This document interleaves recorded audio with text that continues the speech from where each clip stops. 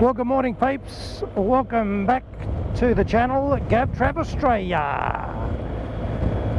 Canberra series, episode 4.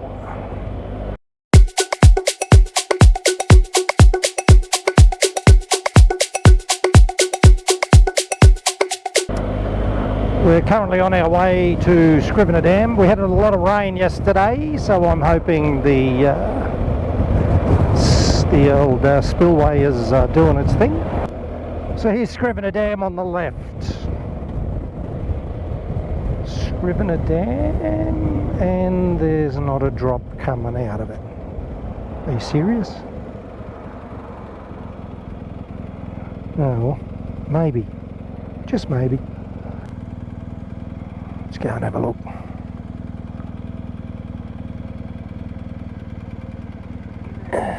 Oh yeah, trickling. Scrivener Dam is a concrete dam that controls the water level in Lake Burley Griffin. It is named after surveyor Charles Robert Scrivener. There you go. Apparently it's a gravity dam. The water flows over the top thanks to gravity. Very rare do you see water belting over the top of that thing.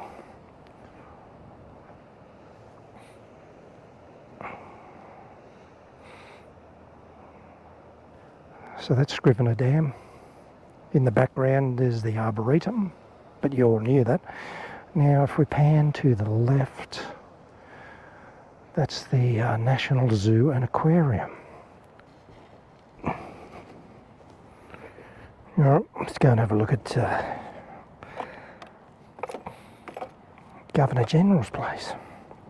I was hoping she'd be putting on a bit more of a show today, but because we did get quite a bit of rain yesterday, but at least we had a little bit. A little bit. I used to be petrified as a kid going over this dam. I always thought it was going to collapse.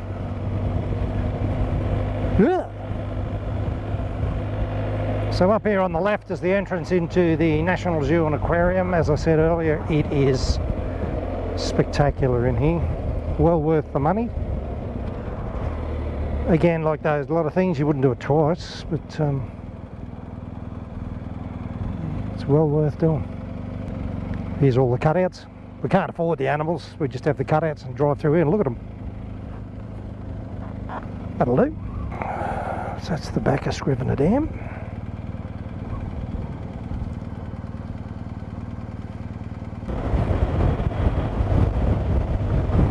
What's the life expectancy of a concrete gravity dam? It's been here a while. Don't want to find out. Alright, let's go and have a look at the Governor General lookouts. Government House. Oh, a bit of dirt. Stay tuned. This could be interesting.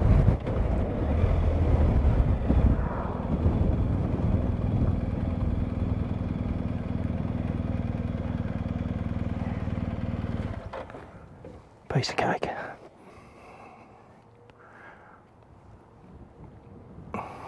Unlike the purpose-built government houses in Australia's state capitals, the Governor-General's residence dates from an earlier era and provides another link between the pastoral history of the limestone plains and the creation of Australia's national capital, Yarralumla. The name given to this area comes from Aralumna, meaning echo, echo, echo. All right, peeps. Ooh, Struth.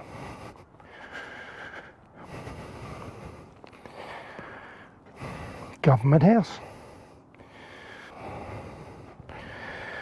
From pastoral property to Governor General's residence.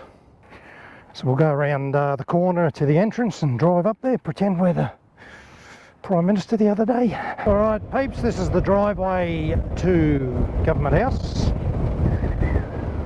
where the Prime Minister of Australia came down here the other day to dissolve Parliament and get us all started on a new election on the 3rd of May.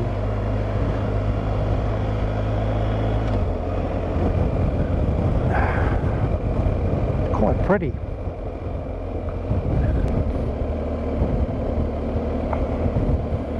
Got a golf course either side of us. Geez, it's a lot longer than I thought. Struth.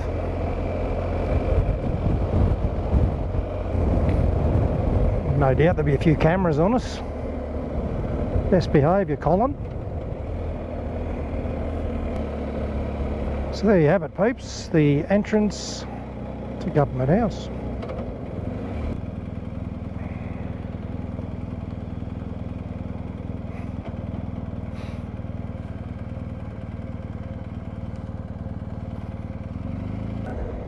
This suburb we're riding through right now is Yarralumla, one of the oldest suburbs in Canberra.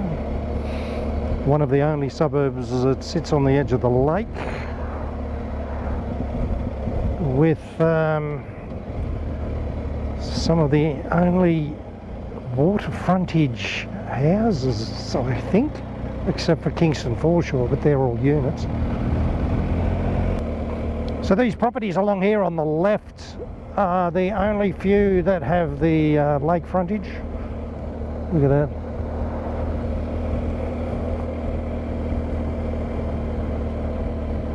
Lucky ducks.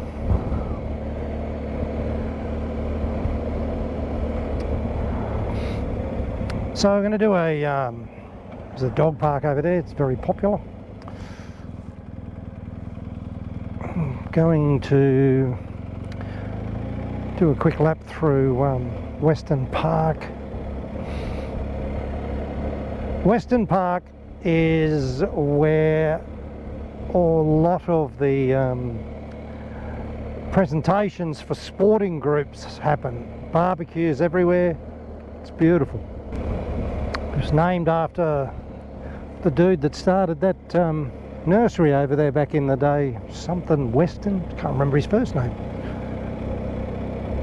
So they had to put all these wooden bollards up everywhere because everyone used to just drive their cars everywhere on the grass. God knows how many people were almost run over. There's a miniature choo-choo train.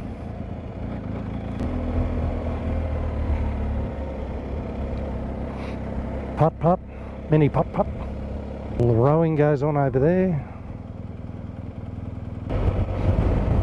It's just a massive area.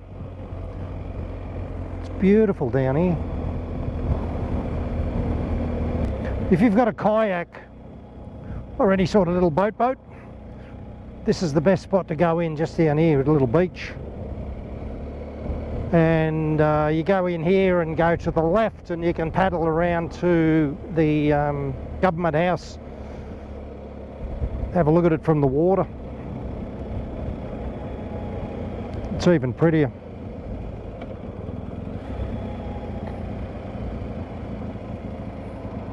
How good's this? This is where you park and go in with your kayak.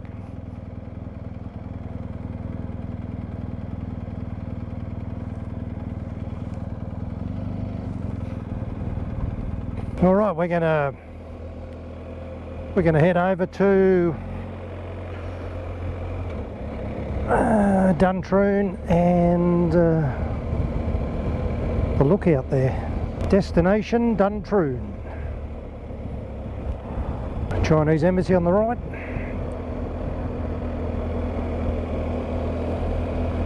British High Commission on the right. Hyatt Hotel on the left. Oh, thank you. Hey, buddy. We're cutting our way across the parliamentary triangle to get to Duntroon. Old Parliament House on the right.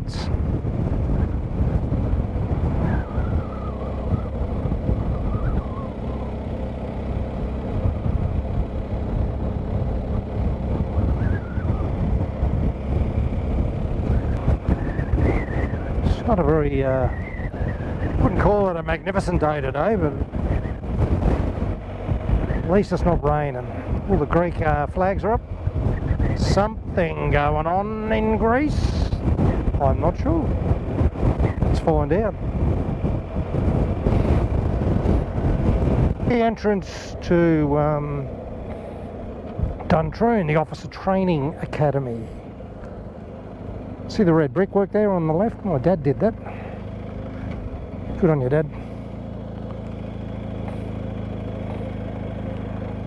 So, Headquarters Land Combat College.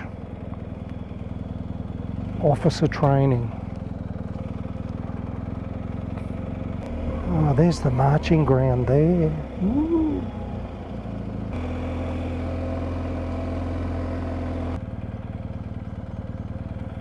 Oh, Jesus, that almost dropped it then.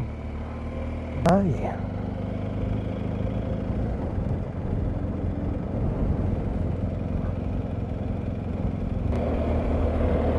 So you go left in here. See, no signage. Secret squirrel.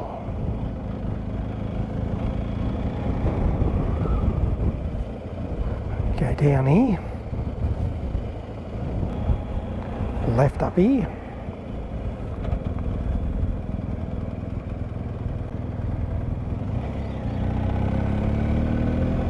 Just keep following this around. And turn right here. General Bridges Drive.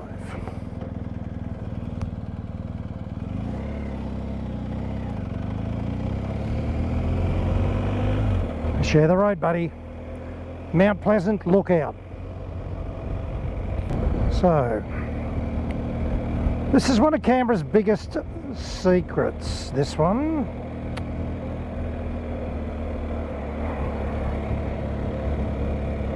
Not many people know this is here. So we're going to pull up here and have a little chinwag about Duntroon and Mount Pleasant Lookout. Mount Pleasant Lookout. GavTrav Ostraya. Ooh, it's a bit tight. There she is, the greatest flag in the world.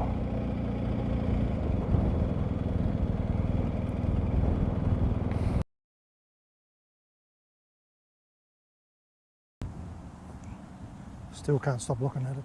Anyway, g'day peeps, welcome to the summit of Mount Pleasant. We're looking down over Duntroon. It's the site of the Royal Military College, the Australian Army's officer training establishment founded in 1911. It's a crucial institution for the training future officers and commanders, known for its rigorous training regime.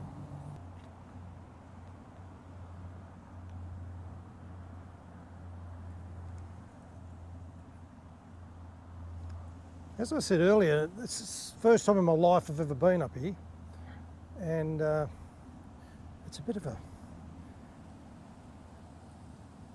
an unknown, this one.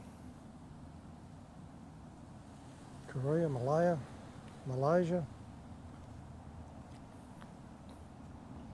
South Vietnam, U-Peak.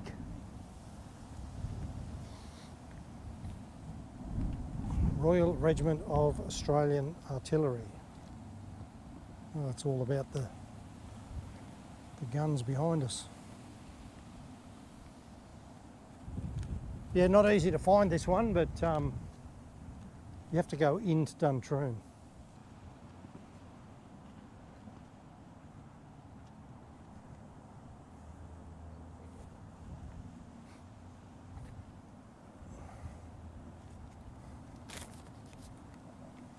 Since 1885, Australian gunners have fought in the wars and campaigns inscribed on the parapet. Many did not return.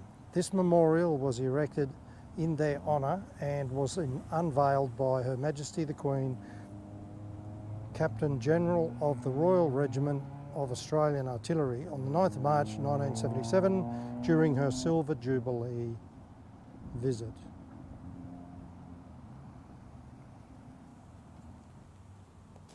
To the memory of all ranks of the Royal Regiment of the Australian Artillery who gave their lives in the service of their sovereign and their country.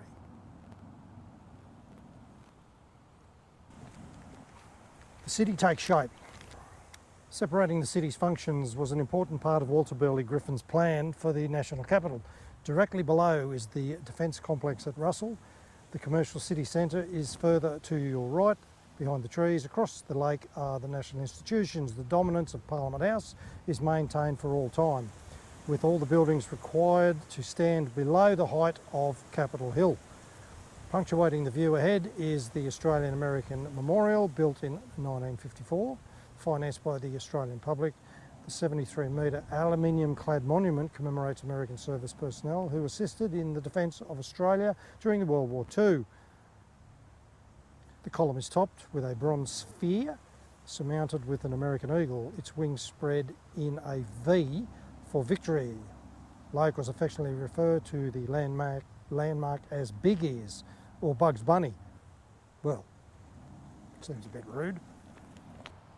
This is well worth the effort to get up here. Directly across the lake is the first permanent building constructed in the federal capital, designed by John Smith Murdoch, a major contributor to the federal capital architectural style. The powerhouse was fundamental to the establishment and development of the young capital. Walter Burley Griffin, when designing the city, had intended the powerhouse to be tucked away at Russell below your left, and is said to have been horrified to see it built in such a central location. Many Canberrans, however, embraced the impressive building for its distinctive features, which include a telephone, the rail line, facilities to make ice and all-night lighting. The sound of the powerhouse whistle became an icon of the time, regulating people's lives as it reverberated through Canberra. First generating power in 1915, the powerhouse was one of many construction projects that drew labourers to Canberra. For these workers, living was primitive in segregated marriage or single men's camps. For then, more than 30 camps were set up near the main work sites, including the Cotter Dam built for the city's water supply, the brickyards near Yarralumla, and later the provisional Parliament House. When a cheaper source of electricity became available from New South Wales in 1929, the powerhouse ceased to provide power to Canberra. It was sometimes reactivated until 1957 to supplement New South Wales power grid. The heritage listed building has been revitalised as an international standard glass centre, the Canberra Glassworks.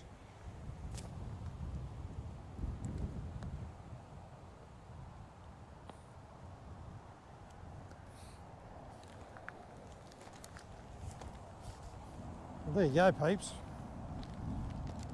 A few more things about Canberra that you didn't know, I didn't know.